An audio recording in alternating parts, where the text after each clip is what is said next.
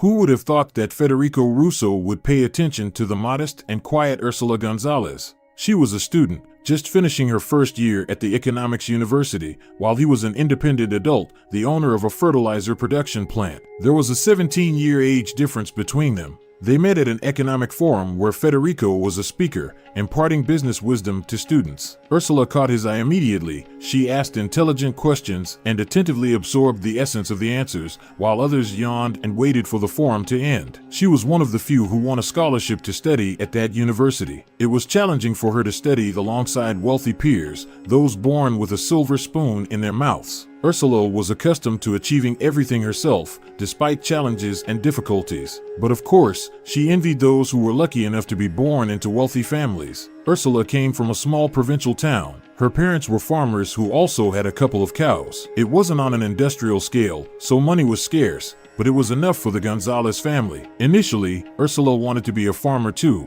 but her parents convinced her to try moving to the capital city and getting an education. Besides, she excelled in school and grasped everything quickly. Her parents explained that global processes in the world couldn't be changed. It's easier for people to go to the supermarket and buy a packet of milk because it's cheaper than homemade. Also, their little town was slowly dying out. Young people were leaving, seeking happiness in bigger cities. What was there to do in this forgotten village? So, Ursula agreed to try. She passed the necessary exams and got into one of the best universities. Her parents sold both cows to provide her with some money to settle in the capital initially. Also, the scholarship covered only 70% of the tuition costs. The remaining 30% was paid by Ursula's parents from their own pockets. The daughter was very grateful for such a gift, so her studies always came first. She couldn't disappoint her parents, who had invested so much effort, hope, and money in her development, and she excelled as the top student until she met Federico. After the forum, he approached her. "Hello, Ursula Gonzalez, if I'm not mistaken?" "Yes, that's correct. Where do you have such knowledge from?" The girl smiled modestly and, out of embarrassment, lowered her eyes to the floor. "You must have studied agronomy, right?" Federico continued. "Otherwise, how would you know so much about the specifics of fertilizer production? After all, my business depends more on weather conditions than on the country's economic situation." "Senor Russo, your business depends equally on both weather conditions and the economic situation. And if your production company has good management, then even in a dry summer, you can still make a profit," Ursula quietly replied. "And how would that be?" "Development of new products, the use of marketing strategies, cooperation with agrotechnological companies, efficient cost management, and so on." Federico smiled. He already knew all of this, but he also knew that often what works in theory makes no sense in practice. "Sorry, is something wrong? You speak everything very correctly. Your summer vacation is coming soon, as I know. Would you like to work for me as an intern at the company during that time?" Ursula couldn't believe her ears. She was immensely happy. "Of course, I would gladly accept your offer." Federico Russo didn't need an intern, but he had enough money to pay for the work of the girl he liked. The modest student caught his eye, and as soon as she appeared in their office as an intern, Federico began to show her signs of attention. Of course, the employees whispered behind his back, "Well, she's about 20, and he's 37. Why is he messing with the girl? How much longer can he spin romances at work?" But all these rumors didn't reach Mr. Russo, otherwise, he would quickly fire those who wagged their tongues instead of working. Federico rented an apartment for the girl because the student dormitory closed for the summer vacation. Ursula's parents were very worried because renting such an apartment in the city center was an expensive pleasure, but their daughter reassured them. She assured them that in Federico's company, it was a normal practice. But, of course, it wasn't. After a month of internship, Federico invited the girl to his office. "Ursula, here's your salary." He handed her an envelope. The girl opened it and was astonished. "But you said you would pay for my internship symbolically. And here is a very large amount. Your salary is entirely my decision, and it's not up for discussion. Also, tomorrow evening, I'll pick you up, and we'll go to a restaurant to celebrate." "What are we celebrating?" "Well, how? Your first salary and your first month of work," explained Federico. But, before the girl could finish, the man continued, "I'll come at 7 p.m. Refusals are not accepted. Your salary will be enough to buy a beautiful dress. So until tomorrow." The man demonstratively looked at the door. Ursula silently retreated to the exit, thinking to herself, with this amount, I can buy myself 20 dresses. The next evening, Federico pulled up to the girl's house, where he had rented an apartment for her. He waited for her in the lobby with a bouquet of 101 roses. Ursula came out to him in a green evening dress with a back cutout. At first, she didn't like Federico. The age difference embarrassed her, but she couldn't resist his courting. Moreover, she had always wanted to feel like a princess, a rich girl who has everything. Their relationship progressed rapidly. Summer vacation ended, but Ursula didn't return to the dormitory. The internship also concluded, but Federico persuaded her to stay and live in the apartment. He would cover all the expenses and provide Ursula with pocket money so she wouldn't deny herself anything. Ursula completely forgot where she was heading and what she dreamed of. She rarely went to the university, skipped lectures, and spent more and more time with her new friends from wealthy families. Now she was wealthy too. Soon she was expelled for truancy and poor performance. Perhaps deep down panic engulfed her, but outwardly she showed no sign of it. She also decided not to tell her parents. She had her own life now, cheerful and carefree. She used to call her parents every day. Now it was once every 2 weeks. Their conversations became cold and more like weekly reports. Ursula talked about the weather in the capital, lied that she was the best student, asked about her parents' health, and that was the end of the conversation. She also hid her relationship with Federico from them. There was no need for her parents to know that for a year and a half she had been sleeping with a man almost 40 years older than her. They wouldn't understand. And Ursula and Federico were both satisfied with the arrangement. They spent evenings and sometimes weekends together. There were times when they could go a month without seeing each other because of his busy schedule. Ursula understood and accepted all of this. And actually, she didn't have time to feel lonely. Maybe she loved not Federico himself, but his money more. One day, when she came to Federico's office, she overheard whispers among the employees. Are they still together? Yes, almost 2 years now. And she still doesn't know he's married with 3 children? I think she knows, and she's fine with it. Her heart sank. Were the whispers of the employees true? Was Federico a married man, and she just a mistress? Distracted by this troubling thought, she received a message. Sweetie, are you okay? You haven't answered our calls for a week. Your mom and I are worried. This message somehow angered Ursula. She quickly replied, Dad, I'm fine. Just busy with a lot of stuff, exams. I'll call when I have time. Then came another message. Mom is sick. So what? Just a cold, she thought. I don't have time for this right now. Once, the girl was so attached to her mother and father, and what happened now? She didn't tell them anything, hid a lot, and at this moment, Ursula was only thinking about whether the rumors were true, so she didn't respond to her father's message. Forgetting why she had come to the office in the first place, Ursula burst into Federico's office. Did you forget to tell me something? My sunshine, what are you doing here? Federico was surprised, but he was happy to see the girl. I came to visit you, and instead of passionate sex in the office, I found out. Federico stood up from his chair, approached the petite girl with dark hair, and hugged her. My love, what happened? Why are you so upset? A tear rolled down the girl's cheek. You have a wife and children. 3 of them. You didn't tell me. I thought you loved only me, you liar, traitor. Emotions overflowed and Ursula pounded her fists on Federico's broad shoulders. I love only you. You're the only one I need. I don't even live with my wife. We're in the process of divorcing, living in different houses. I visit her because we have children together. We only communicate about the children. Nothing else binds us, she confessed tearfully. Really? Ursula looked at Federico with big tearful eyes. Why would I lie to you, my darling? Don't you feel my love? Federico reassured her.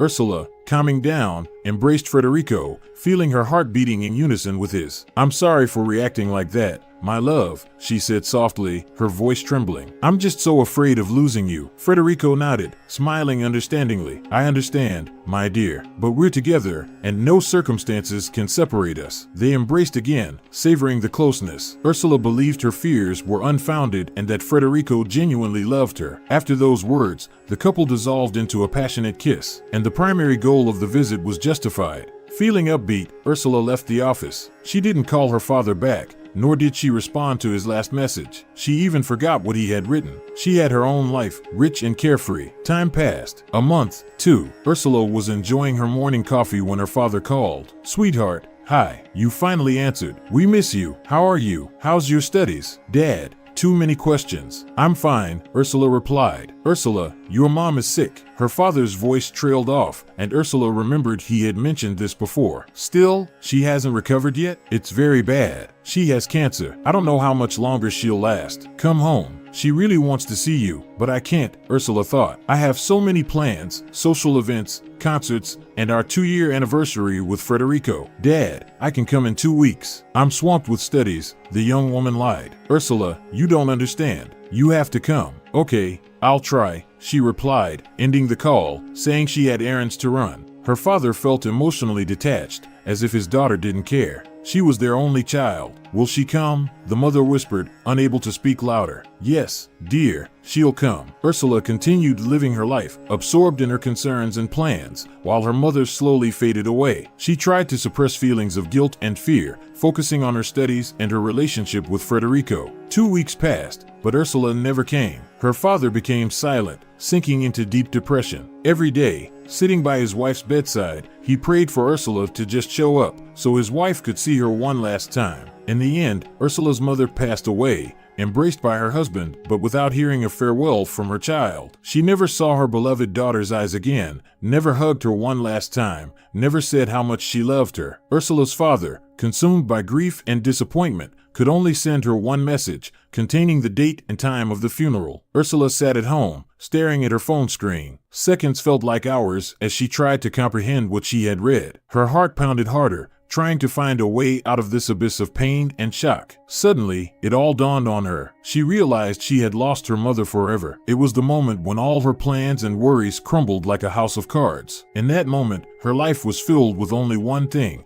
the realization of the tragedy that had shattered her heart. Without hesitation, Ursula quickly gathered her belongings and headed to the train station. She knew that now her place was by her father's side, that now her duty was to be where she was needed most. The journey to her hometown seemed endless, every mile reminding her of what she missed, of what she didn't do. Time seemed like a sinister opponent, taking her further and further away from the chance to say a final goodbye to her mother. When Ursula finally arrived in her hometown, she headed straight from the station to her father's house. She opened the door with the old key and called out, "Dad, it's me." But her father didn't greet his daughter warmly. He came out to the hallway and said, "The funeral is tomorrow. I want to get some rest. Good night." With those words, he went to his bedroom. Ursula slowly climbed the old wooden stairs, making her way to her room. The door creaked as she opened it, and inside everything was just as it was on her last visit. The room was cozy, filled with memories from the past, soft light coming from old table lamps, bookshelves adorned with old photographs,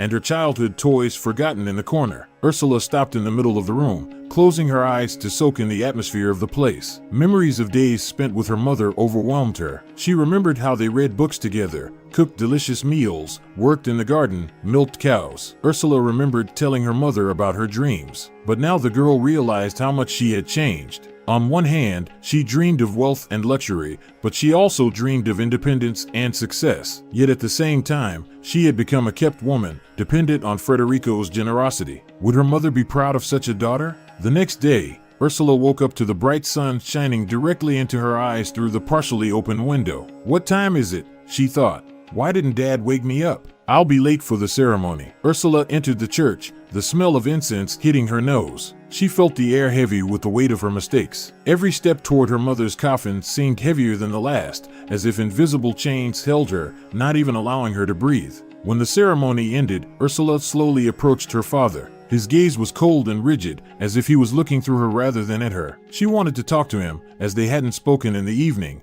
and he had left in the morning without even waking her up. "Dad," she whispered, but her words got stuck in her throat, like futile admissions of her mistakes. "Forgive me, I've made so many mistakes. I should have come." Her father turned slowly, his eyes expressing a mixture of anger and sorrow. "You betrayed your mother. I don't know if I'll ever be able to forgive you for that." Her father's words felt like barbed arrows piercing Ursula's heart. She felt the bitterness of regret mingling with anger and pain. Tears streamed down her face, but she knew she couldn't undo anything. She deserved his anger, his pain, his hatred directed towards her. "Leave," her father whispered quietly. "Dad, forgive me." Ursula couldn't finish as her father repeated in a loud tone, "Leave." People nearby turned to look. Ursula realized her apologies were in vain. Her father would never forgive her. Ursula sat on the train, staring out the window, but her thoughts were restless, swirling inside her head. She agonizingly repeated the same question to herself. How could she have done this? Tears glistened in her eyes, reflecting the mist outside the window.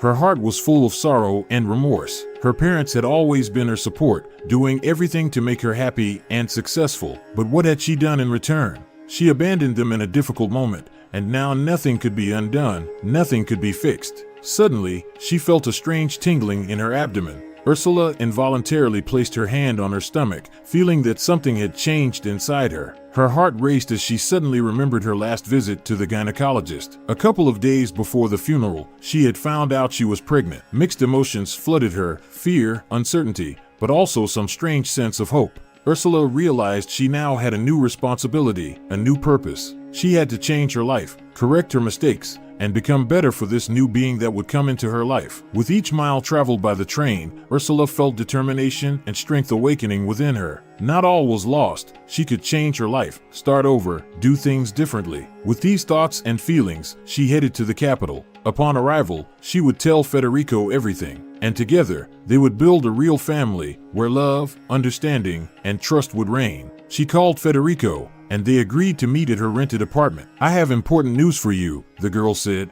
"Excellent. I also wanted to discuss something with you," Federico replied seriously. His voice carried a tone of superiority, the way he usually talked to subordinates, not to his beloved. Ursula greeted him cheerfully and in high spirits. "I've made lemon tart for you," her words filled with love and care. "Thank you," the man responded indifferently. They sat down at the table, and Ursula poured freshly brewed coffee into a mug. "You need to move out of this apartment," he said abruptly. "Oh, darling, I'm glad you started this conversation." The girl joyfully accepted the news. "It's long overdue for us to start living together. Especially," Ursula made a significant pause, looking cunningly at Federico. Meanwhile, the man didn't understand her excitement. He chuckled. "Oh, you're still such a young and naive girl, Ursula. I won't be living with you. I have a wife and kids. I live with her. You need to vacate the apartment because our relationship has run its course." Ursula couldn't find words. She silently gazed at the 40-year-old man with whom she wanted to build a family. She had already imagined them choosing baby items together, strolling with a stroller, and being happy together. But all her dreams shattered against the rocks of reality. She was just a mistress, a toy that had now become tiresome. Ursula was in shock. She couldn't believe what was happening. Everything seemed like a dreadful dream. She had lost her mother, and now Federico was leaving her, the person from whom she had hoped for support. "Why are you silent?" The man waved his hand in front of the girl's eyes. "What should I say?" thought Ursula, continuing to remain silent, as if hoping that Federico would read her thoughts. In short, the man continued, "I think you can find another apartment within a week. By the way, this tart is very tasty," Federico said with appetite, devouring the dessert and washing it down with aromatic coffee. "You said you don't live with your wife, that you only communicate about the children," Ursula said quietly, staring at one point. "And you believe that?" Federico raised an eyebrow. Ursula raised her eyes, which were already filled with tears. "Oh, my little one," Federico continued, "forgive me. I didn't know you believed all the nonsense men spew. And to be honest, no mistress has ever lasted more than a year with me. And here we were together for 2 years. I'm pregnant," Ursula confessed, hoping that this fact would somehow keep the man. "Don't worry, I'll give you money for an abortion," Federico replied calmly, as if it wasn't the first time. "It's your child. Do you want me to kill it?" The girl cried out. "My children are waiting for me at home. And this," the man pointed to her belly, "isn't even a child. It's a fetus, a fertilized egg. Not a child." "Leave," Ursula shouted, standing up from the table and pointing to the door. "No, darling, this is my apartment. I rent it, I pay for it, so you'll have to leave. Make sure your things aren't here in a week. I'm not a monster. I'm grateful to you for the wonderful and emotional 2 years. I can honestly say you're one of my best mistresses. So tender and innocent." Clearly, a village girl found herself a sweet daddy. But oh, how naive and foolish you are. You dropped out of school. Why? Silly girl, silly girl. "I'll give you money for the abortion. Don't worry," the man said, putting the last piece of lemon tart in his mouth. Then he took a sip of coffee, grabbed his things, and headed for the door. "Goodbye, Ursula. Don't remember me with bad words. I showed you what life can be like, beautiful and carefree. I entertained you for these 2 years. Everything was mutually beneficial, but now it's time for us to say goodbye." Ursula didn't respond. After hearing the front door slam shut, she walked into the bedroom and lay down on the bed. At that moment, she couldn't even cry. A million thoughts swirled in her head. Ursula stared into space, then drifted off to sleep, despite the bright sunlight outside. 7 years passed. For 7 years, Ursula didn't communicate with her father, and for 7 years, she supported herself, switching low-paying jobs each year. Currently, she works as a dishwasher in a cafe, and her salary doesn't always cover food. But she tries, not so much for herself, but for her beloved son, Alberto. In the past, when Federico offered Ursula money for an abortion, she realized she wouldn't give up her child for anything. With that money, she rented an apartment. She also sold all her designer clothes and gifts from Federico. That was enough to support herself and her child. But then the money ran out. She worked as an office cleaner, a shop assistant, and a gas station attendant. But she got fired because Alberto often got sick, and the young single mother had to take time off. No employer liked that. But now her son is 7 years old. He's in first grade, and he's independent enough for his age. "Son, it's me." Ursula entered the small but cozy suburban house she rented. "Mom," the 7-year-old dark-haired boy ran into the hallway and threw himself into the arms of the emaciated woman. "Alberto, do you know what's for dinner tonight?" "Probably rice again," the boy said disappointedly. "Almost. Rice with shrimp." "Shrimp?" Alberto said in surprise. "Yes, the chef gave me almost half a kilo for free. He said they miscalculated the portion and ordered too much, and out of kindness, he gave me these shrimp completely free," Ursula explained to her son. Marcus, the head and only chef in this cafe, knew about Ursula's difficult situation. He understood that her salary was catastrophically insufficient to provide for herself and her child.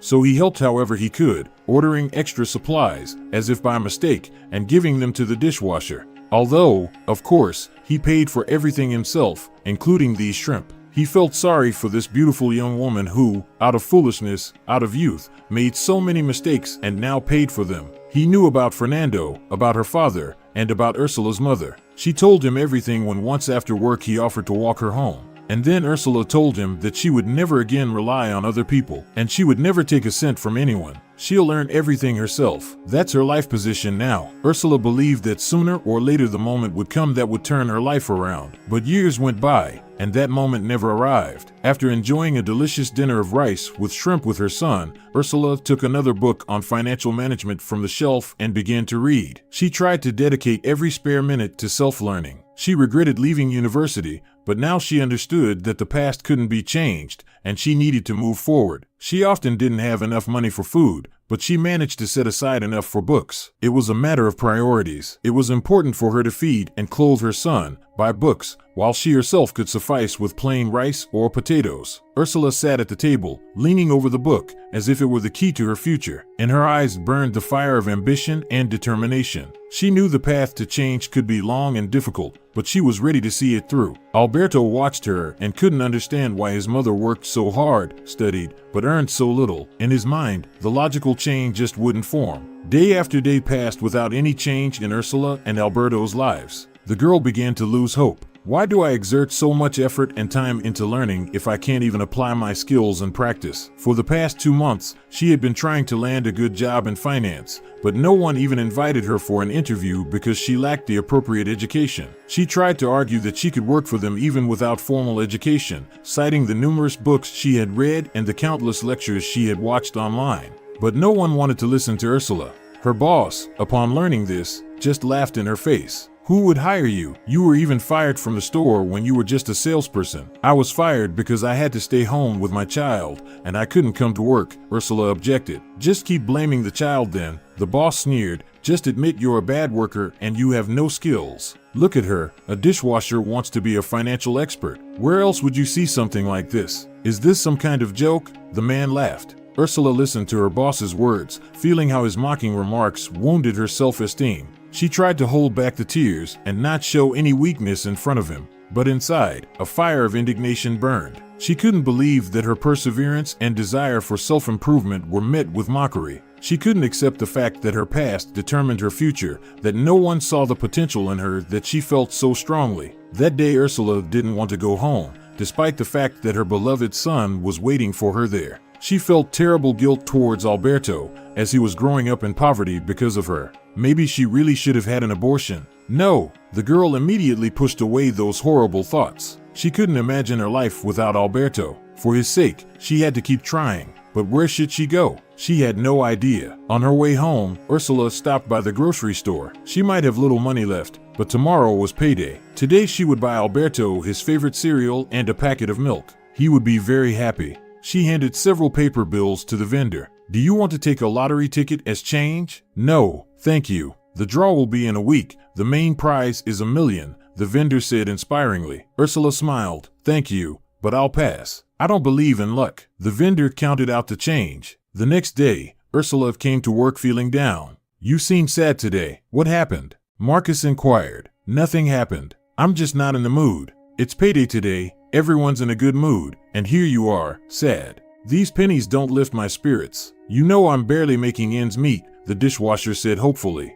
I have a little surprise for you. Maybe it'll cheer you up. Marcus pulled out a lottery ticket from his apron pocket and handed it to Ursula. I bought one for myself too, to test my luck. The main prize is $1 million. Ursula laughed. I can do without testing my luck. Life hasn't been kind to me. We'll see about that, Marcus said. I need to head to the kitchen now. Don't be sad, he added and walked away. Ursula indifferently examined the lottery ticket. Why did he give this to me? So I could be disappointed in luck again? Ursula tucked the lottery ticket into her pocket and promptly forgot about it. She dragged herself through the days, as if each step forward was through a thick fog. The thought consumed her mind that nothing was working out for her, that her life was awful and poor, and that she doomed her son to the same miserable existence. All her efforts seemed futile, and every time she looked at Alberto, she pitied him. She felt sad that he didn't have grandparents, that he didn't have a father to raise and support him. And it was all because of her foolishness and naivety. That Sunday started like any other. Ursula didn't wake her son. He didn't have school today. Let him sleep a little longer. But it was time for her to go to work. She quickly drank a cup of cheap instant coffee and hurried out of the house. Marcus greeted her at work. Hi, Ursula. Today we'll find out the lottery results, remember? Ursula admitted honestly, Marcus, I don't believe in luck. She put her hands in the apron pocket and felt the lottery ticket. She took it out and looked at it again. Marcus said with a smile, You've said that 1,000,000 times already. The draw starts on TV in 15 minutes. Come out to the hall. If the cafe owner sees me in the hall with the guests, he won't like it. Ursula, he may have a nasty temper, but he can't restrict your freedom of movement. And who knows if anyone will come in 15 minutes. You know, on Sundays, nobody comes here in the morning. Ursula smiled sweetly. In 15 minutes, she walked into the hall, took a seat, and stared at the TV screen. She knew she wouldn't win anything, but she didn't want to hurt Marcus's feelings. Marcus sat beside her, eagerly awaiting the start of the broadcast. His eyes sparkled with excitement, periodically glancing at Ursula with hopeful anticipation. And then, the television burst to life in vivid colors, showing the tense faces of the hosts, followed by a giant roulette wheel appearing on the screen. Ursula took a slow breath, preparing herself for the disappointment she expected. Tick-tock, tick-tock, the host's voice echoed, accentuating the tense silence in the room. The roulette wheel began to spin, with numbers appearing on the screen one by one. Ursula watched as each number flashed before her eyes,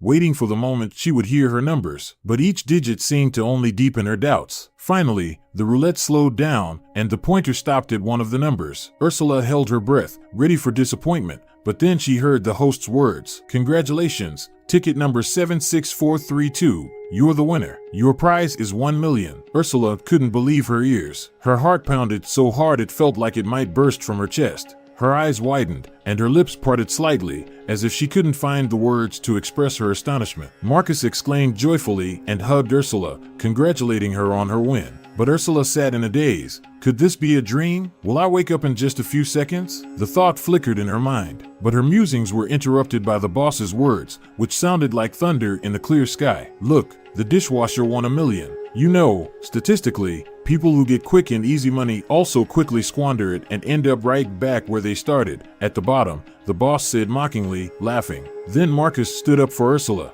Enough. Are you jealous? You could at least be happy for her. What's there to be jealous of? Lack of brains? She's only capable of washing dishes. I wouldn't even hire her as a waitress. I already know what she'll spend that money on. On all sorts of rubbish. Unable to bear such contempt for Ursula, Marcus stood up to intervene, but her quiet voice stopped him. Wait, she said quietly and approached the boss herself. She took off her work apron and threw it on the floor. I quit. And with this money, if you're interested, I could buy your cafe. Though why would I need that cheap dive? I'll buy a stake in some other business. The boss laughed even louder, not caring about the guests who were entering the cafe at that moment. He laughed so loudly that it seemed like he was having a real hysterical fit. It was clear that Ursula's words meant nothing to him. The girl left, feeling the contemptuous stares upon her, but in her heart, determination to change her life was already boiling. And the next day, the boss found no reason to laugh. After all, Ursula never returned to work, and there was no other dishwasher. He himself had to wash dirty dishes from morning till night. But the biggest surprise awaited him a month later when Marcus entered the cafe and handed him a newspaper with the headline, "Single Mother Who Won $1 Million in the Lottery Buys a Stake in Federico Russo's Business." At that moment, he realized that Ursula's words weren't empty,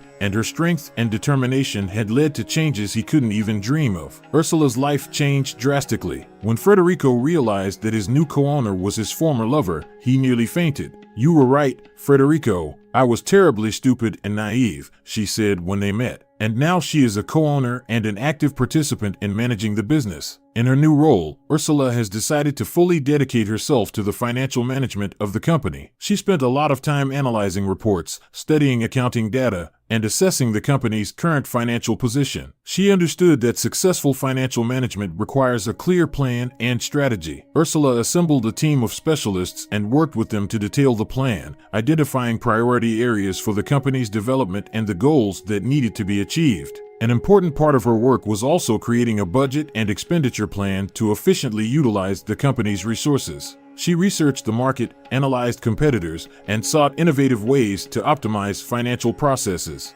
With each passing day, Ursula became more confident in her abilities and more competent in financial management. Her dedication to the business and her drive for success were evident to everyone in the company, and her decisive actions helped take the business to new heights of prosperity. Federico Russo couldn't believe that his company, which had been operating at a loss for the past few years, was once again turning a profit, and it was all thanks to his former lover. He became so admiring of Ursula that he began to show her attention again. But finding no reciprocal reaction, Federico started manipulating their child. He would say that Alberto was his son and they should be together for him. But Ursula, even in the face of his manipulation, knew how to respond. "Dear Federico, have you forgotten? Your children are waiting for you at home. And Alberto isn't even a child. He's a product, a fertilized egg, not a child," she said, not giving Federico even the slightest hope that he could influence her decision. At that moment, a memory resurfaced in Federico's mind from 10 years ago when he easily asked Ursula to have an abortion. He felt a pang of guilt, realizing how wrong he had been back then. He apologized and begged for forgiveness,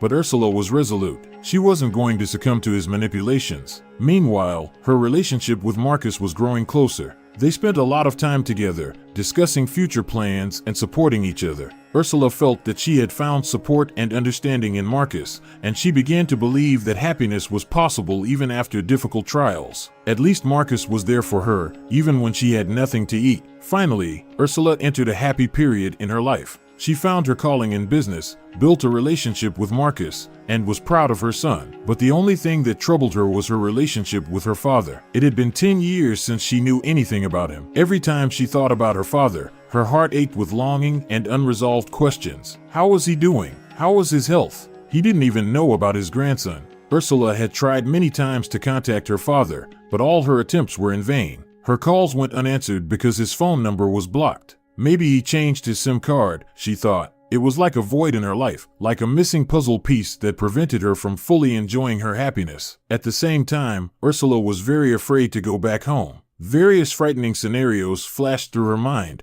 Perhaps her father would kick her out. Maybe he wouldn't want to see her or even acknowledge her. The fear of rejection and misunderstanding proved stronger than her desire to mend the relationship with her father. Ursula shared her concerns with Marcus on one of those quiet evenings when they sat with a glass of wine, discussing life events. "You have to go home. You have to tell everything to your father," Marcus said with determination. Ursula raised her eyes, meeting his gaze full of support and understanding. "But what if everything goes wrong? What if he rejects me?" she said, trying to conceal her fears. Marcus took her hand in his and looked straight into her eyes, as if wanting to convey his confidence and determination. "Ursula, you are a strong woman. You shouldn't be afraid to move forward. Whatever happens, you must give yourself a chance to mend the relationship with your father. I'll be with you, supporting you in this. We can go there together," he said, as if firmly resolved that they would overcome all difficulties together. "No, I need to go there alone. I have to do this myself. And you will look after Alberto, won't you?" Just a week later, taking a short leave, Ursula sat on the train.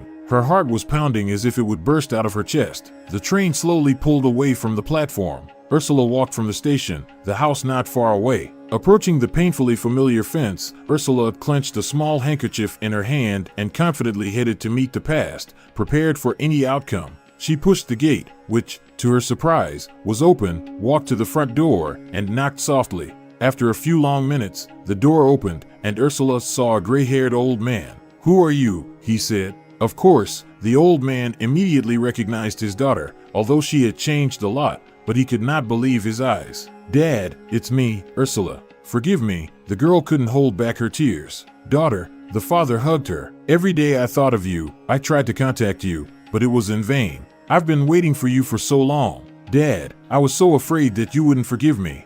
I made so many mistakes. Please, give me a chance to make things right. I really hope you can forgive me." Ursula spoke with trembling in her voice, hoping her words would reach her father's heart. "Ursula, my dear, I lost both my beloved wife and daughter at the same time, and if I can't bring your mother back, give me the opportunity to have my daughter back." That evening they talked for a long time, sharing memories of the past and taking the first steps to restore their lost connection. Ursula told her father about all the events that had happened to her during the years they hadn't spoken. She talked about Federico and her son Alberto, about her difficulties and joys. The father listened attentively to his daughter, supporting every word. Gradually, their conversation became deeper. They discussed their feelings, fears, hopes, and concerns. Ursula realized that despite all the obstacles that had arisen between them, their bond remained unbreakable. She felt that she had finally regained a part of the family that had been lost.